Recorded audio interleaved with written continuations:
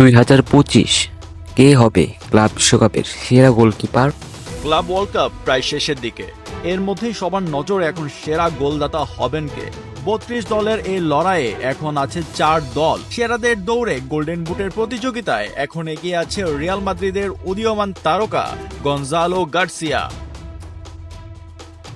এরই মধ্যে সবার নজর কেড়েছে রিয়ালের এই 21 বছর বয়সী ফরওয়ার্ড গনজালো গার্সিয়া।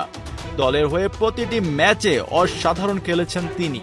5টি ম্যাচে করেছেন 4 গোল ও 1টি অ্যাসিস্ট, যা তাকে এগিয়ে রেখেছে গোল্ডেন বুটের খুব কাছাকাছি। কারণ গার্সিয়া ছাড়া অন্য 3 ফুটবলার বেনফিকার আনহেল দি মারিয়া, আল হিলালের মার্কোস লিওনার্দো এবং বরুসিয়া ডর্টমুন্ডের সেরিও গিরাসি